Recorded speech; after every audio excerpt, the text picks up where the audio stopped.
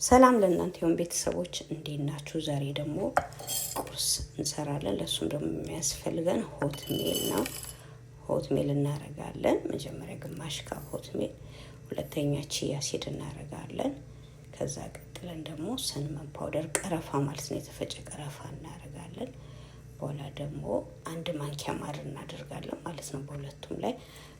ግማሽ ኩባያ ወተት እናረጋለን።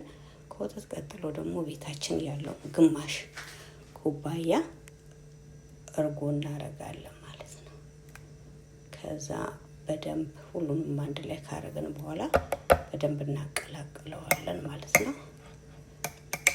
ውስጡ በደንብ ከተዋሃደና አንድ ላይ በደንብ ካዋሃደው ካማሰል ነው በኋላ እንከድነውና ፍሪጅ ውስጥ እናስቀምጠዋለን ማለት ነው።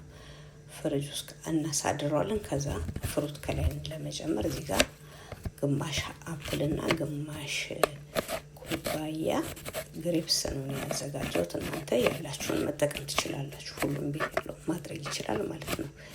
እኔ ግን እዚህ ጋር የተጠቀምኩት አፕል እና ወይን ነው ማለት ነው። ሁለቱን የተጠቀምኩት።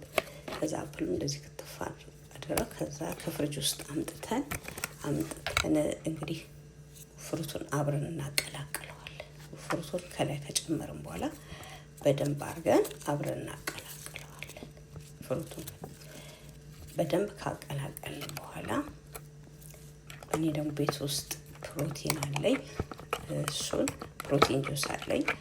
ፕሮቲን ጁሱን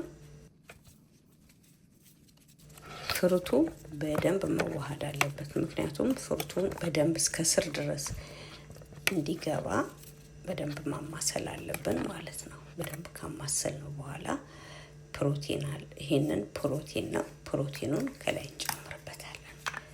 ፕሮቲኑ በጣም ለሰውነታችን ይጠቅመናል ማለት ነው። ፕሮቲኑን ከላይ አድርገን በድጋሚ እንደገና በደንብ እናዋህደዋለን ማለት ነው። ፕሮቲኑ ሁሉም አንድ ላይ መዋሃድ ስላለበት ማለት ነው።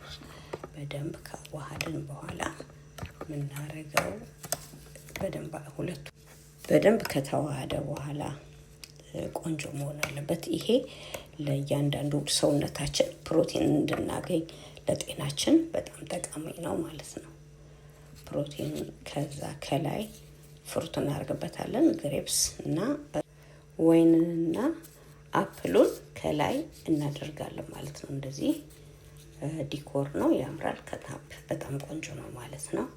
በዚህ መልኩ እንደዚህ ያምራል። ቆንጆ ቁርስ ነው ለዳይት፣ ሰውነትን ለመቀነስ፣ ለጤና፣ ራሳችንን ቫይታሚንን ለማግኘት በጣም ይጠቅመናል። ከእርጎ ፕሮቲን እናገኛለን። ስለዚህ እንደዚህ በመስራት ክብደትን ለመቀነስ በጣም ለሰውነት ቆንጆ ነው። ይሄንን ቁርሳችንን ከበላን ቀኑን ሙሉ ሰውነታችንን ስለሚይዘን በዚህ መልኩ ሰርተን እንጠቀም። እኔ ብዙ ጊዜ ተጠቃሚ ነኝና በጣም ቆንጆ ነው። እናንተም ሞክሩት። ፕሊስ ላይክ፣ ሰብስክራይብ፣ ሀሳብ አስተያየት ካላችሁ ኮሜንት ላይ ጻፉልኝ። አመሰግናለሁ።